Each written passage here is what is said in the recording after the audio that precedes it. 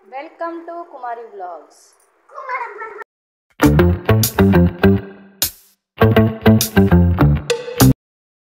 Hi అండి. ఈరోజు నేను ఈవినింగ్ కర్రీ అయితే గోంగూర రైలు చేద్దాం అనుకుంటున్నాను. ఇంకైతే గోంగూర అనేది కట్ చేసేసుకున్నాను. చూడండి ఇంకా ఆనియన్స్ కూడా కట్ చేసుకున్నాను.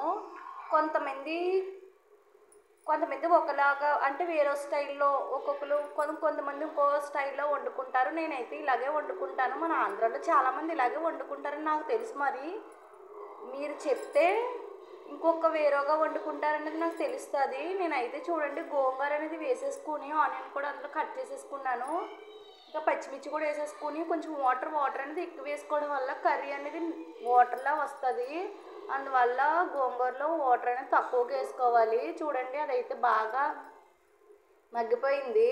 1 మినిట్ పెడితే చాలండి. ఎందుకంటే గోంగూర అనేది త్వరగా ఫాస్ట్గా కుక్ అయిపోతుంది గోంగూర. ఇంకా ముందుగా నేను రైలుకి కారం అయితే పెట్టేసుకుని ఉంచుకున్నాను.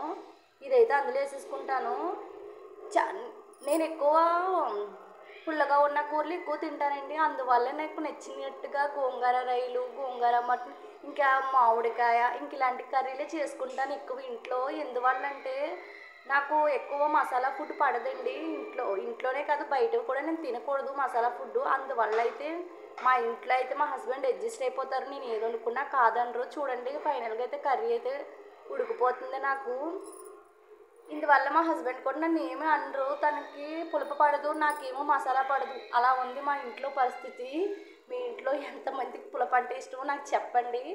ఇంకా గోంగూర రైలు కర్రీ ఎవరికైనా ఇష్టంగానే తింటారు. ఎందుకంటే చాలా బాగుంటుంది కదండి.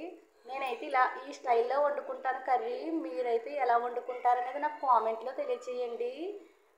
ఇంకా నా ఛానల్ చాలామంది చూస్తున్నారు కానీ సబ్స్క్రైబ్ చేసుకోవట్లేదు. చేసుకోండి. నా కర్రీ నచ్చినట్టయితే లైక్ చేయండి. ఇంకైతే నేను తిరగబోతు పెడుతున్నాను. ఇది అందులో వేస్తాను. కొంతమంది నార్మల్గా వండుకుంటారు. నేనైతే ఇలాగ తిరగబోతు వేసుకుని వండుకుంటాను. తాలింపులు వేసుకుంటాను. ఇంకా ఫైనల్గా అయితే కర్రీ అయిపోయింది. నా కర్రీ నచ్చితే లైక్ కొట్టండి.